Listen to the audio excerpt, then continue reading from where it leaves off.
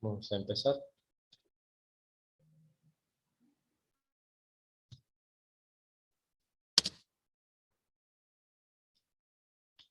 Como les decía, hoy vamos a empezar viendo ya algunos cuadros sindrómicos que son necesarios para abordar la patología del sistema nervioso.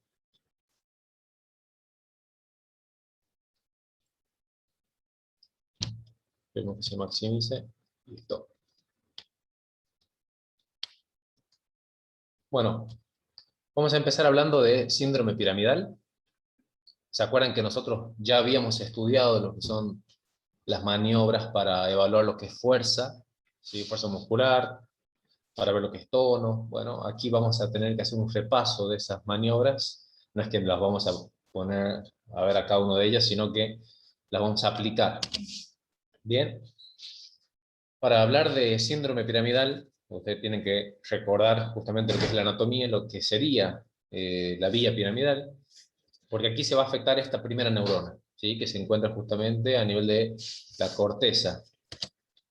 Las causas por las cuales nosotros vamos a ver que se afecta son múltiples. Las más frecuentes que nosotros vamos a encontrar son las relacionadas con las enfermedades cerebrovasculares, que es el capítulo que nos toca ver el día de hoy, como ser los famosos ACV, accidente cerebrovascular, que 80% de ellos suelen ser isquémicos, el 20% restantes suelen ser hemorrágicos, pero sepan que hay circunstancias que, estos son cuadros adquiridos, sepan que puede haber cuadros congénitos, es decir, niños que puedan nacer con lo que le llaman hemiplegias cerebrales infantiles.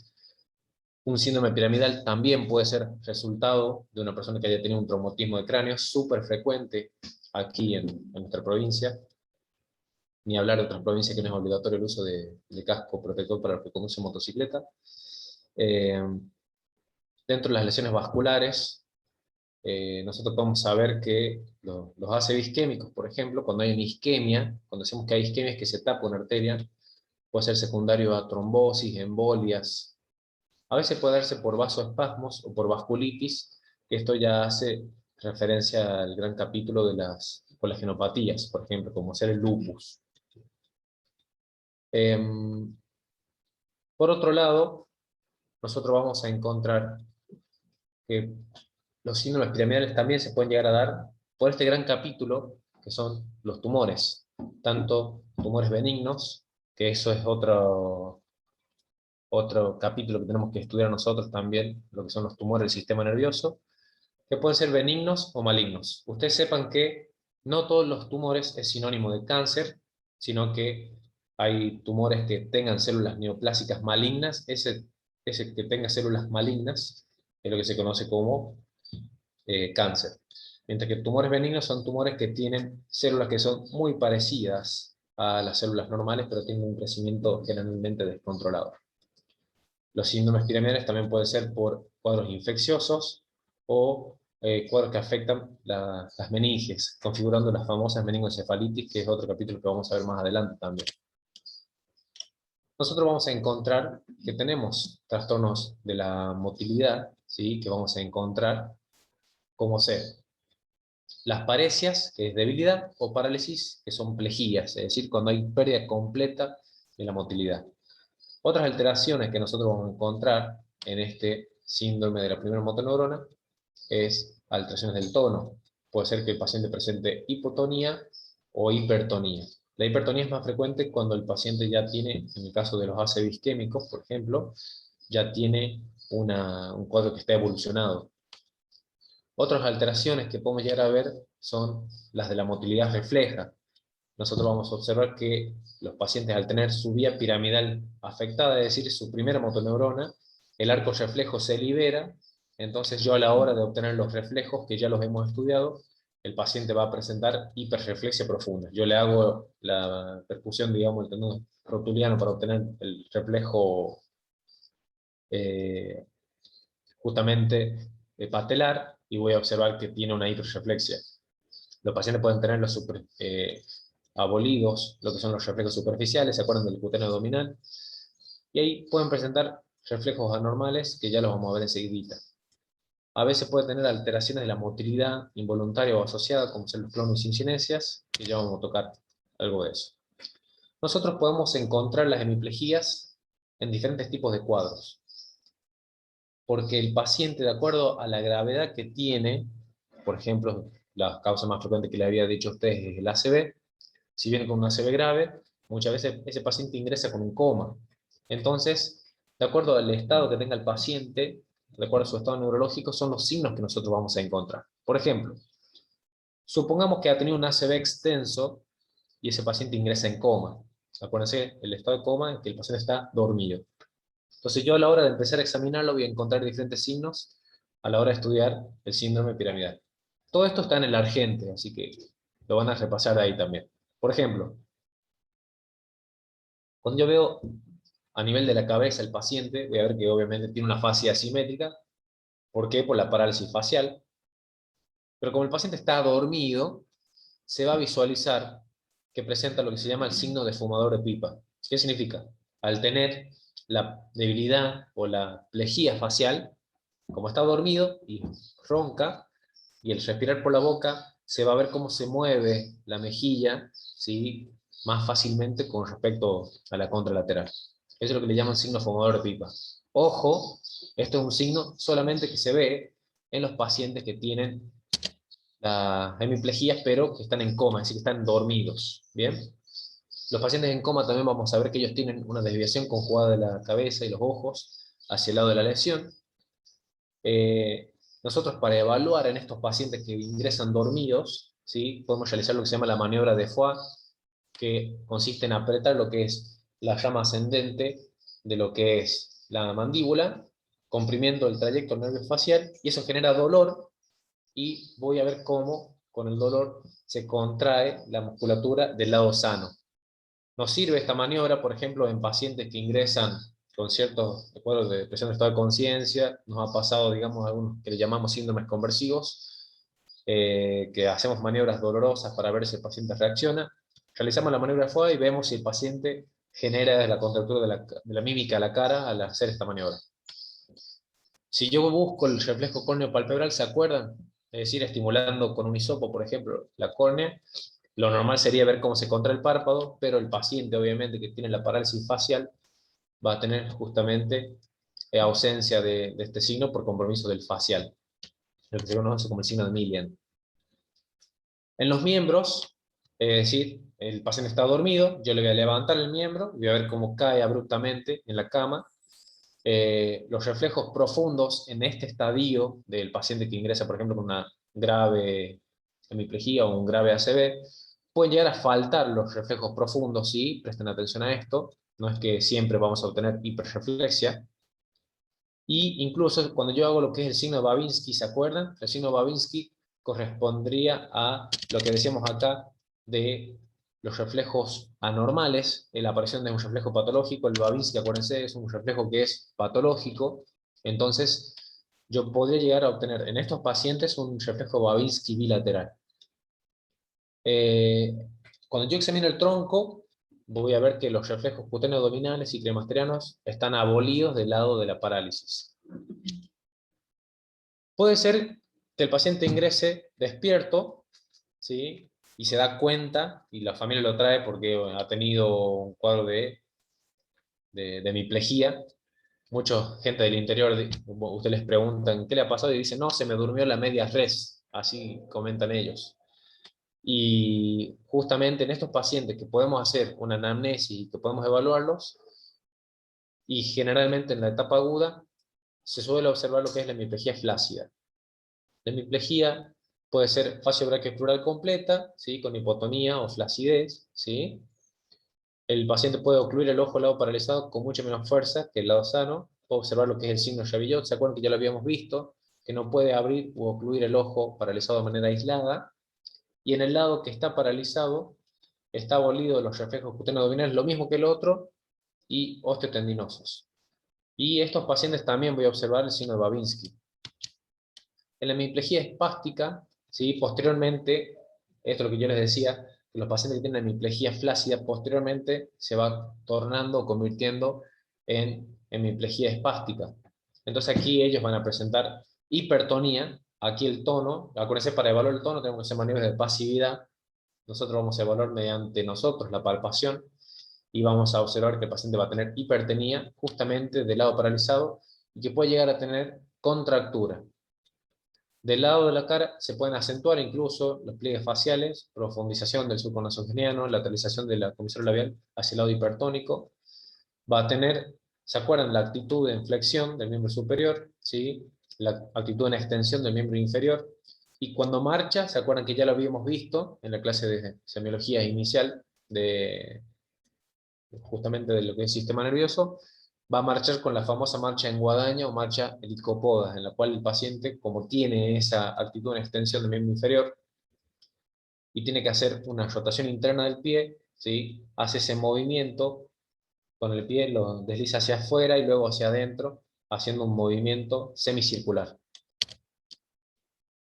A la hora de examinar los reflejos, hoy en estos pacientes lo que ya tienen la hipertonía piramidal, se va a observar que tienen hiperreflexia profunda, también van a demostrar la reflexia superficial o cutáneo mucosa. Eh, Vamos a ver el signo Babinski, obviamente el lado paralizado. En estos pacientes siempre es importante evaluar el signo Babinski.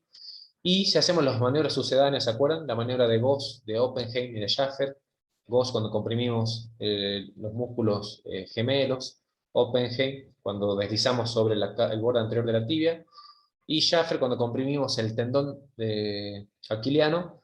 Podemos llegar a obtener las maniobras sucedáneas de Babinski, es decir, el signo de Babinski mediante estas maniobras. Podemos llegar a observar que el paciente tiene clonus de rótula y del pie, ¿se acuerdan que ya lo hemos visto?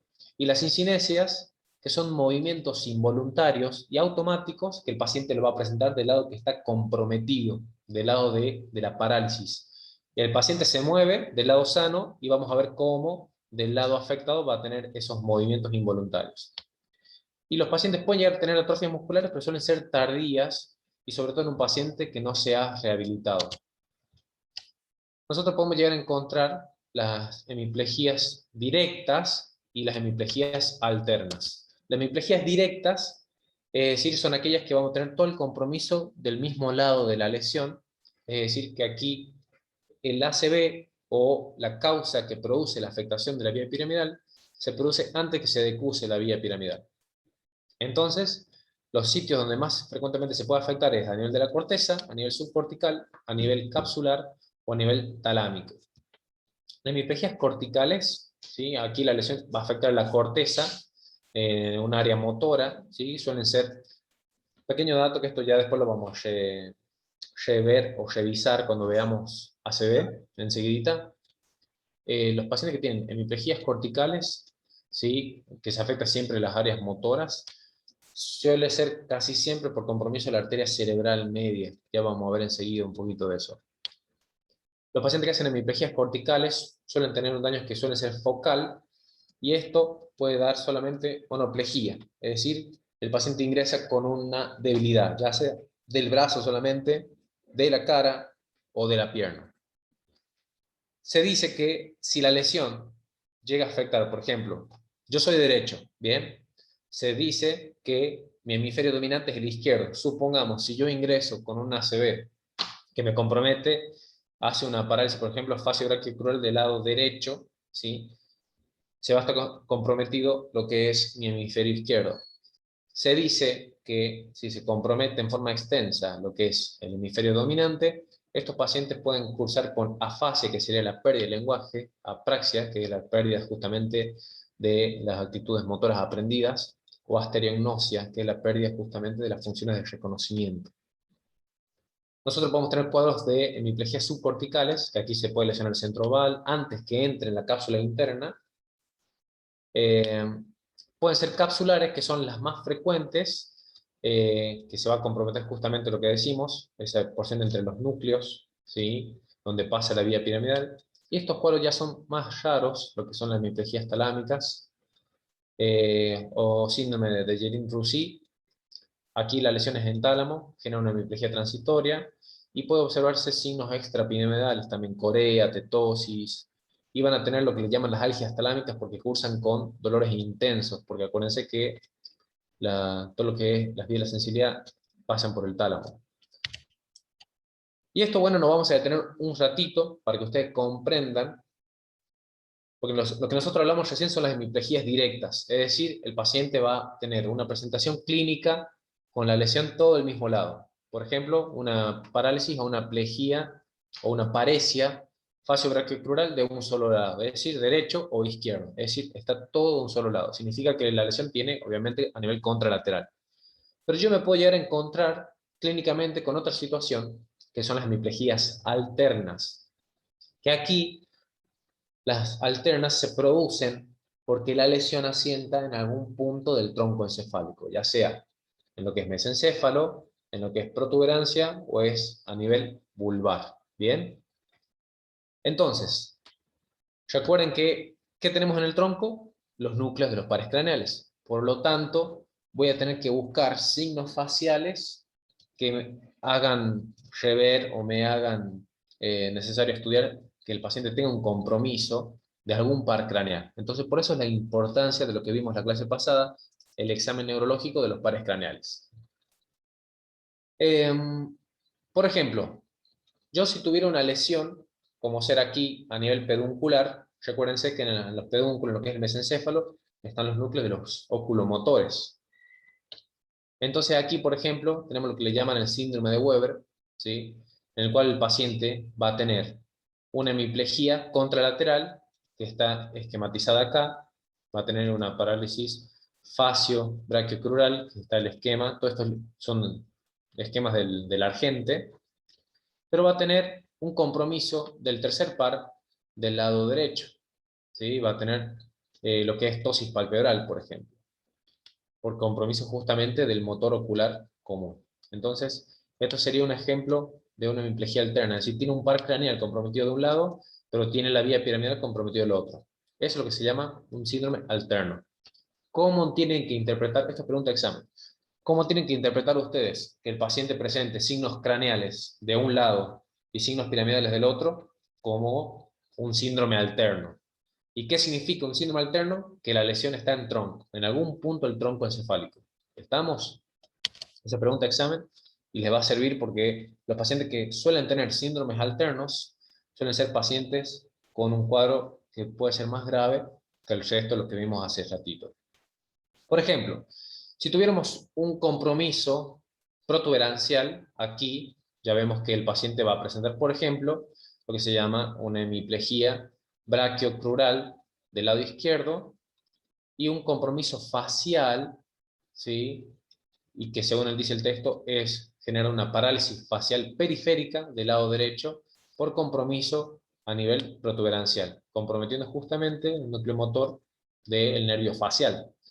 ¿Se acuerdan que yo le había dicho? Generalmente las parálisis faciales periféricas, como su nombre lo dice, suele ser periférica, es decir, un compromiso del nervio. Esta es la única excepción en la cual nos encontramos, que un paciente presente una parálisis facial periférica, pero a su vez sumado a un compromiso contralateral de la vía piramidal. ¿Estamos? Sería el único contexto en el cual aquí una parálisis facial periférica suele ser responsable de una lesión central. ¿Estamos? Como para que tengan ese pequeño dato. Entonces este sería el ejemplo, el síndrome de Miller-Gruber, sería un compromiso protuberancial que compromete justamente tanto vía piramidal como el núcleo facial, el núcleo motor. Bueno, y aquí vamos a detenernos un ratito porque este es un poquitito más complicado. Nos vamos a encontrar con dos síndromes, ¿sí? Como ser el síndrome vulvar anterior y el síndrome de Babinski-Nagios, que son síndromes vulvares, es decir, compromiso troncal pero a nivel del bulbo. Por ejemplo, el síndrome vulvar anterior, recuerden, nosotros vamos a tener el núcleo del hipogloso mayor que compromete justamente la función de la lengua. Entonces este paciente va a presentar una debilidad del genio gloso del lado izquierdo, que es donde se encuentra la lesión. Entonces le pido al paciente que saque la lengua se le va hacia el lado aparentemente sano, ¿sí? Pero va a tener un compromiso, una hemiplegia braquiocrural del lado derecho. ¿Estamos? Entonces tiene un compromiso del músculo de la lengua del lado izquierdo, es decir, tiene comprometido el hipogloso de ese lado afectado, pero va a tener la hemiplegia braquiocrural del lado contralateral. Y con respecto a el otro, lo que es el síndrome de Babinski-Nagiot, que los pacientes aquí del lado de la lesión, ¿sí? Ellos van a tener un compromiso por las vías, compromiso del espino cerebeloso y del espino talámico. Estos pacientes van a tener, por ejemplo, lo que es un hemisíndrome cerebeloso, ¿sí? Que ya vamos a verlo. Va a tener ataxia, va a tener, por ejemplo, alteraciones del tono, y va a tener también lo que se llama el síndrome de Clover-Nash-Horner, ¿se acuerdan? Con miosis, enoftalmos y tosis, mientras que del lado opuesto va a tener la hemiplegia braquiocrural y hemianestesia. Entonces aquí el paciente del lado derecho va a tener el hemisíndrome cerebeloso con el Clover-Nash-Horner, pero del lado contralateral va a tener hemiplegia y también va a tener una hemianestesia del lado contralateral a la lesión. Estos son ejemplos de algunos síndromes alternos. En la gente hay un cuadrito que figuran otros síndromes más, que eso los van a leer como para poder explayarse un poquitito más. Vamos a continuar viendo lo que es la lesión de la primera motoneurona, que se puede ya presentar de otra forma, que son menos frecuentes de ver. Lo que son las paraplejías o paraparesia. Aquí se entiende, cuando hablamos del término paraplejía o paraparesia, siempre hacemos referencia a los miembros inferiores, ¿sí? Cuando hablamos de un parapléjico, una persona que está postrada en silla de ruedas. Cuando hablamos de hemipléjico, generalmente es un compromiso de la mitad del cuerpo, ¿sí? Las paraplejías de lesión piramidal, aquí la lesión de la primera motoneurona va a estar en algún punto del trayecto medular y tiene que ser bilateral para que se produzca esto. Entonces son pacientes que van a tener una parálisis de tipo espástica. ¿Bien? Dentro de las causas que nosotros vamos a tener, ¿sí? Puede ser una persona que haya tenido una compresión medular, por ejemplo, un tumor, a veces puede darse por traumatismos, es raro, pero puede llegar a darse esa circunstancia, por tumores vertebrales, tumores meningios, o el mal de Pot, que es la tuberculosis que afecta a las vértebras. Y vamos a ver tuberculosis cuando veamos el capítulo de, o la bolilla de lo que es respiratorio. Estos pacientes, al tener justamente lo que es un compromiso de la primera motoneurona, van a tener hipertonía precedida por flacidez. Van a tener los miembros inferiores con una actitud en extensión, los muslos, las rodillas están juntos y las masas musculares suelen ser duras.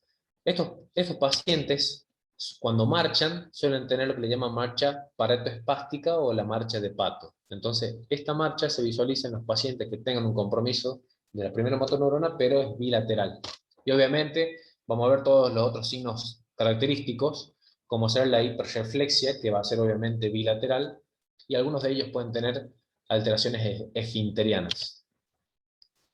Puede llegar a darse esta circunstancia, las cuadriplegias o cuadriparesias, ¿sí? Que son pacientes que van a tener, por lesiones cervicales principalmente, afectación de los 4 miembros. Entonces están cuadriplégicos. Si alguno de ustedes ha visto la película, bueno, una actual que es Yo antes de ti, ahí es un chico, por ejemplo, que ha tenido una lesión traumática, el chico quedó cuadripléjico.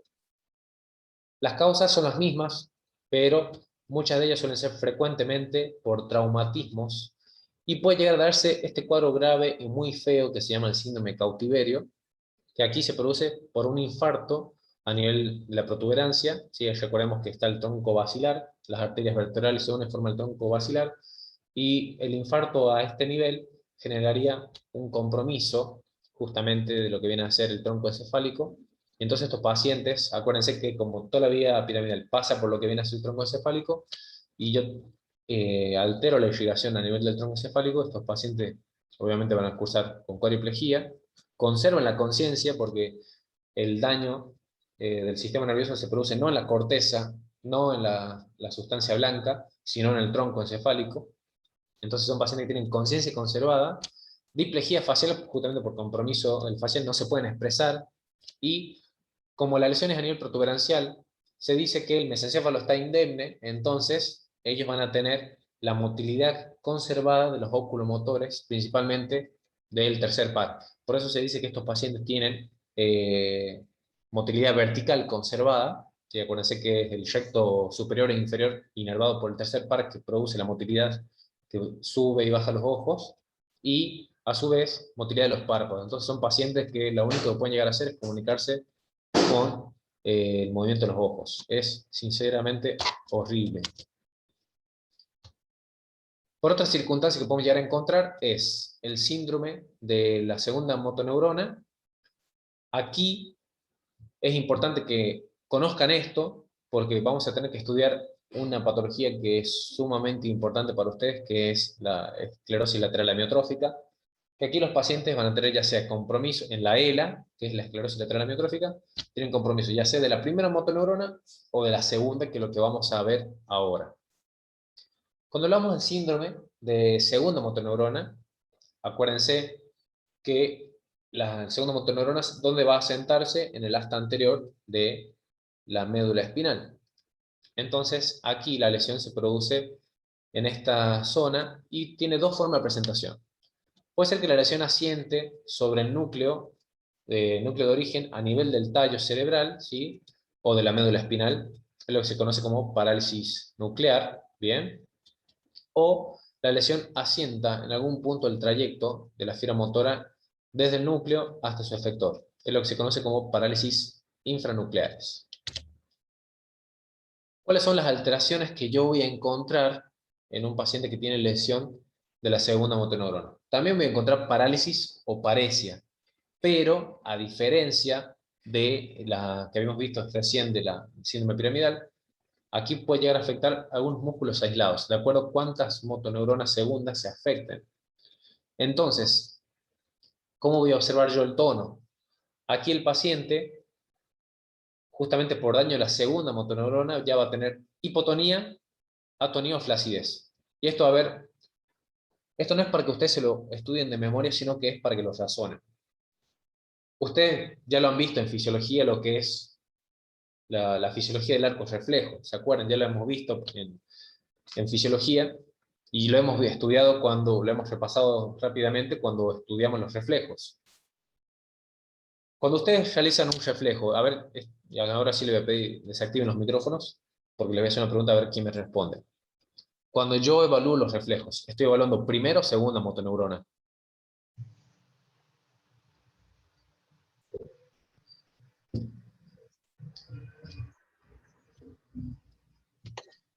A ver quién lo puede Segunda. responder. Muy bien. Estoy evaluando la segunda motoneurona, exactamente. ¿Eso por qué? Porque la actividad de la segunda motoneurona, ¿sí? Es la que regula justamente el tono. ¿Cuál era la definición de tono? El tono es el estado de semicontracción permanente del músculo. Acuérdense de esa definición. Pregunta examen también. Entonces, el tono, es decir, la actividad del tono, la actividad del trofismo de un músculo, depende justamente de la segunda motoneurona. ¿Y eso por qué? Porque si yo tuviera, por ejemplo, como sucede en un ACV que se lesiona la primera motoneurona, allí yo voy a encontrar que el paciente tiene hiperreflexia. ¿Por qué? Porque ahí la segunda motoneurona se libera del control suprasegmentario. Cuando hablo suprasegmentario, hablo por encima de la médula.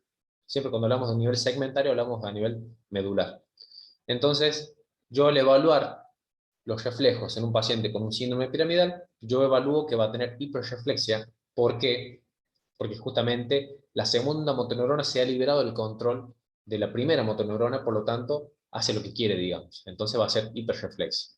Pero si yo tengo lesionada esa neurona, el paciente tuvo un traumatismo raquimedular, tiene, por ejemplo, un absceso que es acumulación de pus, por ejemplo, que está comprimiendo la médula, o ha tenido un tumor o una metástasis de algún tumor oculto, y me compromete lo que es justamente la columna o la médula espinal, ese paciente yo voy a tener una lesión de la segunda motoneurona, por lo tanto no voy a encontrar que el músculo que es inervado por ese sector afectado esté tónico. No, va a tener hipotonía justamente por la lesión de la segunda motoneurona, va a tener atonía y obviamente flacidez.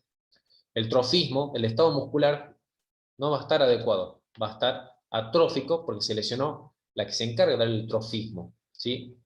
Es como que, suponiendo lo siguiente, es como que se les corte la red eléctrica, suponiendo que la primera motoneurona viene a hacer el servicio de Delar, y aquí viene a ser la torre que está cerca de su casa, viene a ser la segunda motoneurona, suponiendo, por más que Edelar esté funcionando, que es la primera, la segunda motoneurona, que es la torre que, por ejemplo, cayó un rayo, me volteó un poste, etcétera, esa segunda motoneurona vendría a ser ese poste de luz, por así decirlo. Entonces, no va a haber ningún aparato funcionando en ese hogar. Lo mismo sucedería con una afectación de la segunda motoneurona. ¿Se entiende cómo es? Entonces, esto ustedes lo tienen que razonar, porque ustedes cuando van al examen me mezclan todo. Entonces, para que no pase eso, tienen que razonar esto. Justamente el que da la función del tono, el trofismo, depende principalmente de la segunda motoneurona. Por lo tanto, si se me lesiona la primera motoneurona, ese paciente va a tener, por ejemplo, una hipertonía cuando ya está evolucionado, o va a tener también, también atrofia por desuso, ¿sí? Pero reconozcan esto, que la hipotonía, la flacidez son signos característicos de la segunda motoneurona.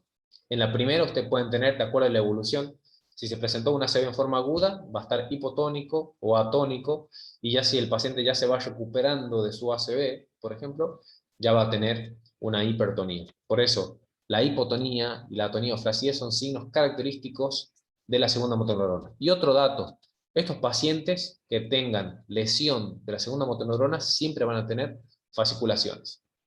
Por eso es un dato no menor a la hora de poder estudiar justamente esto, lo que viene a ser la función de la segunda motoneurona. Como decíamos el ejemplo hace ratito, los reflejos, ¿sí?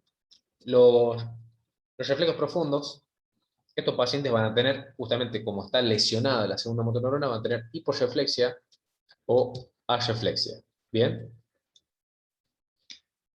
De ahí, aquí me preguntan, ¿qué son las fasciculaciones? Bueno, las fasciculaciones, para que ustedes lo entiendan, son movimientos anormales, esporádicos y espontáneos de pequeñas fibras musculares.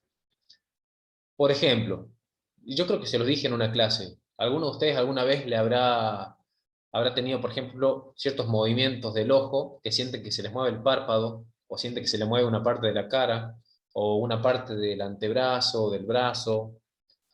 Notan una pequeña contractura muscular, pero no es todo el músculo, sino que es una pequeña parte.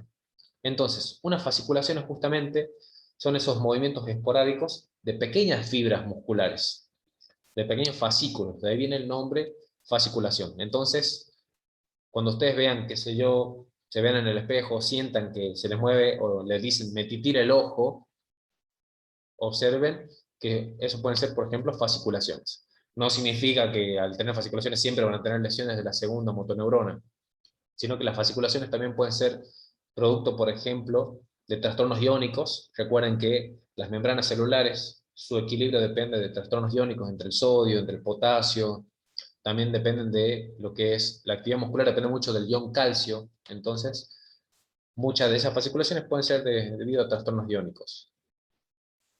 Bueno, en cuanto a los reflejos, ¿bien? Nosotros vamos a encontrar que los pacientes que tengan, lo que habíamos dicho, la lesionada de la segunda motoneurona, van a encontrar arreflexia o hiporreflexia. Si tengo un compromiso superficial, suelen estar normales. No hay diferencia, ¿sí?, entre una persona sana. Y yo, si quiero buscar el Babinski, obviamente va a estar negativo, ¿sí? ¿Por qué? Porque aquí ya no se ha liberado el arco reflejo, y directamente es la neurona la que está lesionada, la segunda motoneurona. Por lo tanto, por más que yo quiera buscar signo Babinski, no voy a obtener nada. Bien, el paciente no va a tener motilidad asociada, no hay sincinencias, y como dijimos, fasciculaciones van a estar presentes. Un segundito.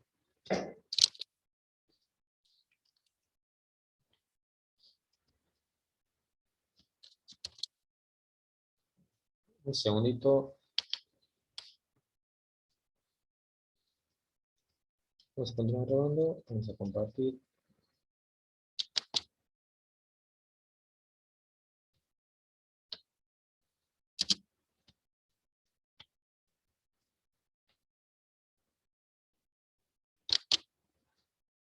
Bueno, en lo que estábamos. Dentro de las causas por las cuales se puede llegar a producir los compromisos de la segunda motoneurona, nosotros podemos tener dos tipos. Podemos encontrarnos frente a una paraplegia flácida medular o neurítica.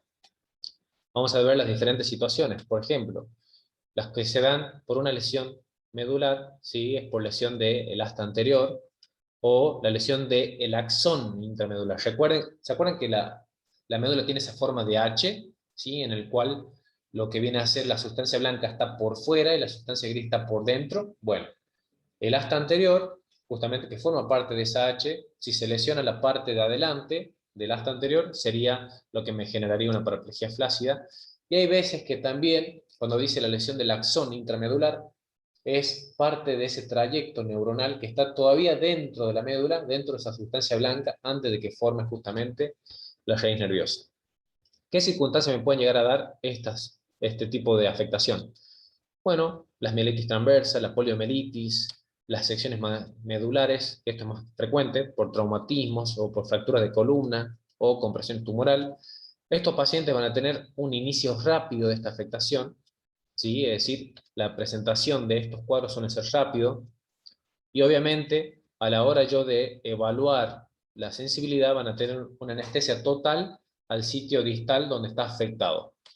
Y estos pacientes, a su vez, van a tener trastornos esfinterianos. Por eso muchos de ellos, de los pacientes que ingresan a una unidad de cuidados críticos por un traumatismo o un politraumatismo o traumatismo raquimedular, ellos tienen que estar colocados sí o sí con una sonda vesical porque tienen trastornos esfinterianos, por ejemplo.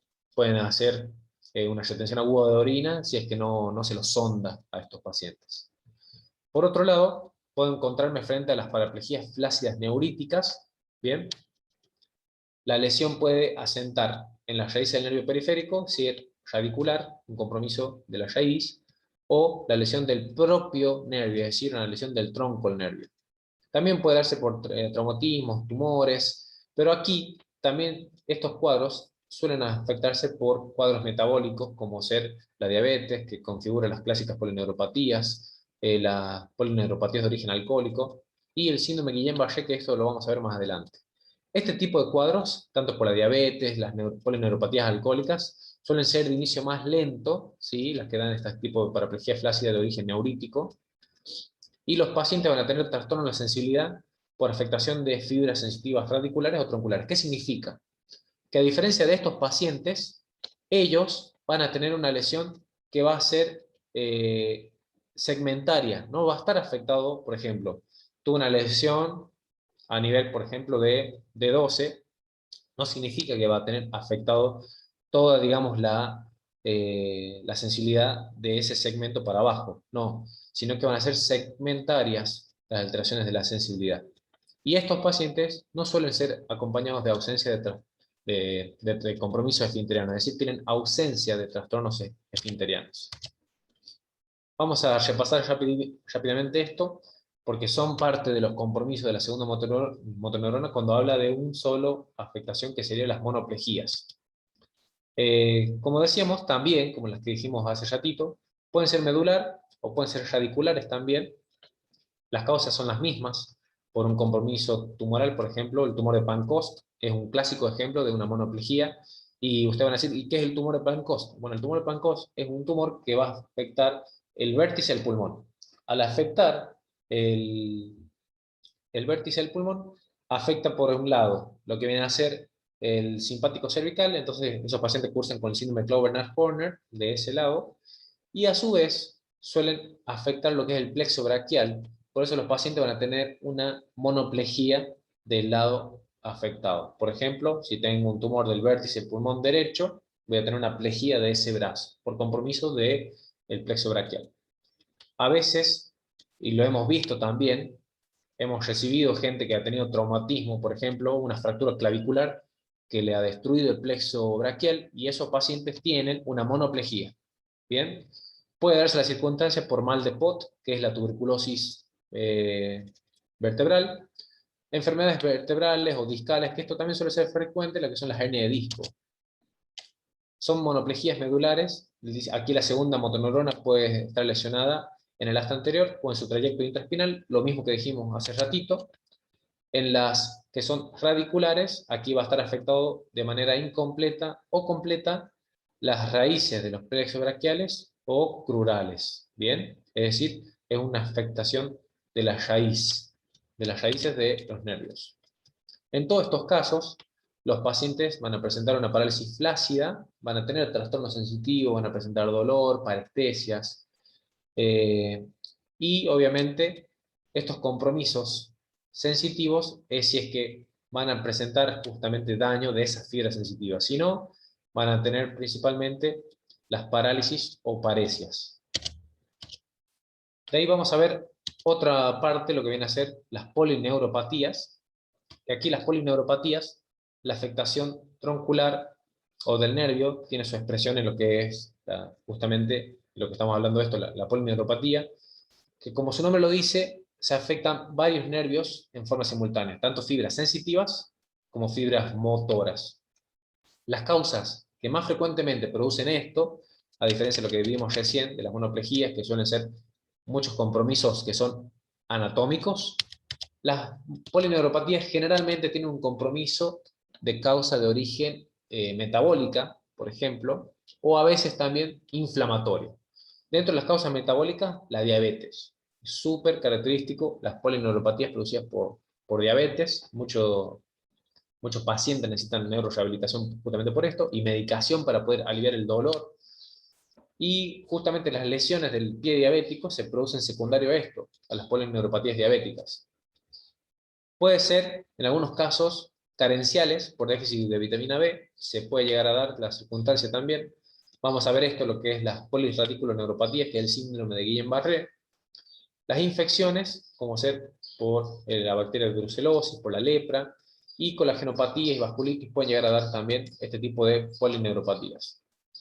Los compromisos nerviosos son sucesivos y son asimétricos, no siempre tienen la misma distribución tanto en un miembro como en otro. Estos se los designan como mononeuritis múltiple, son más frecuentes en la lepra, la diabetes, las neoplasias, y van a presentar también signos de segunda motoneurona. Estos pacientes, sobre todo los que hacen la polineuropatía diabética, hacen la famosa, ¿se acuerdan? La marcha en este PASH o marcha escarbante, que es la marcha del polineurítico. El paciente, acuérdense, tiene que elevar demasiado el miembro porque tiene debilidad, por ejemplo, del músculo tibial anterior, no puede levantar mucho el pie, entonces tiene el pie péndulo, y siempre va, cuando camina, va asentando lo que es la punta del pie. Y estos pacientes tienen la distribución típica en lo que es bota y guante. Entonces, a la hora de explorar la sensibilidad en estos pacientes, yo voy a encontrar que va a presentar justamente lo que viene a ser la debilidad, no debilidad, perdón, quise decir las parestesias, que acuérdense que parestesias es una alteración de la sensibilidad, ¿sí? Puede tener o parestesias o puede tener hipoestesias, que es disminución de la sensibilidad, o anestesia, es decir, que no siente nada de nada. Muy bien, chicos.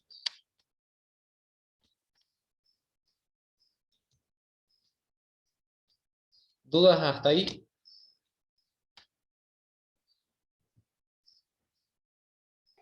No, profe, No, se profe, entendió. ninguna.